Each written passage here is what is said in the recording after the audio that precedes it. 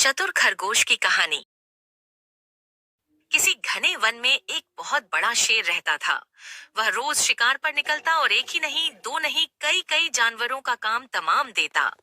जंगल के जानवर डरने लगे कि अगर शेर इसी तरह शिकार करता रहा तो एक दिन ऐसा आएगा कि जंगल में कोई भी जानवर नहीं बचेगा। सारे जंगल में सनसनी फैल गई। शेर को रोकने के लिए कोई न कोई उपाय करना जरूरी था। एक दिन जंगल के सारे जानवर इकट्ठा हुए और इस प्रश्न पर विचार करने लगे।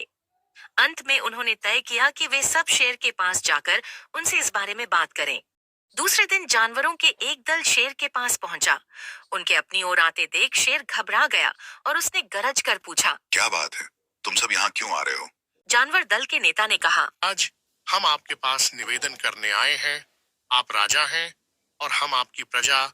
जब आप शिकार करने निकलते हैं तो बहुत जानवर मार डालते हैं।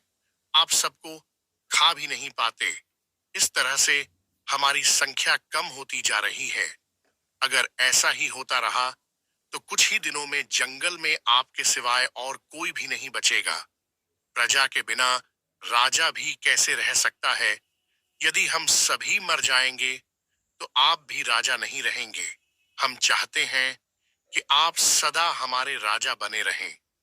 आपसे हमारी विनती है कि आप अपने घर पर ही रहा करें। हर रोज स्वयं आपके खाने के लिए एक जानवर भेज दिया करेंगे। इस तरह से राजा और प्रजा दोनों ही चैन से रह सकेंगे। शेर को लगा कि जानवरों की बात में सच्चाई है। उसने पल भर सोचा, फिर बोला, अच्छी बात है, मैं तुम्हारे सुझाव को मान लेता हूँ। लेकिन याद रखना, अगर किसी भी दिन तुमने मेरे खाने के लिए पूरा भोजन नहीं भेजा तो मैं जितने जानवर चाहूंगा मार डालूंगा। जानवरों के पास तो और कोई चारा नहीं, इसलिए उन्होंने शेर की शर्त मान ली और अपने अपने घर चले गए। उस दिन से हर रोज शेर के खाने के लिए एक जानवर भेजा जाने लगा। इसके लिए जंगल में रहने वाले सब जानवरों में से एक एक जानवर बारी बारी से चुना जाता था। कुछ दिन बाद खरगोशों की बारी भी आ गई। शेर के भोजन के लिए एक नन्हे से खरगोश को चुना गया। वह खरगोश जितना छोटा था उतना ही चतुर भी था। उसने सोचा, बेकार में शेर के हाथों मरना मूर्खता है। अपनी जान बचाने का कोई न कोई उपाय अवश्य करना चाहिए।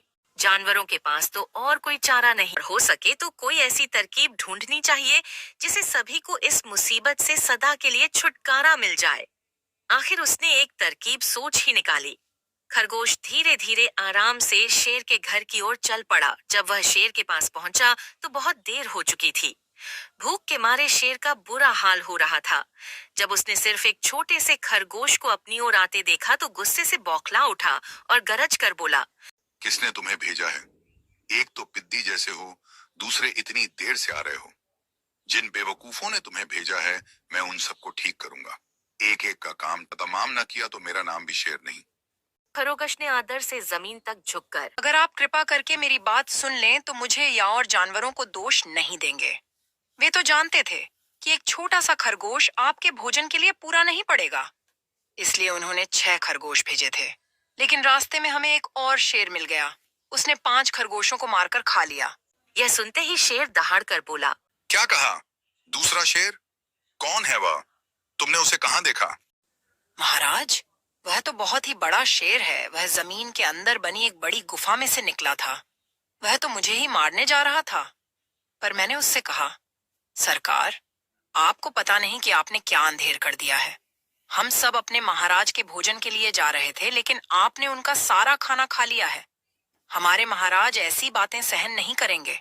वे जरूर ही यहाँ आकर आपको मार डालेंगे। महाराज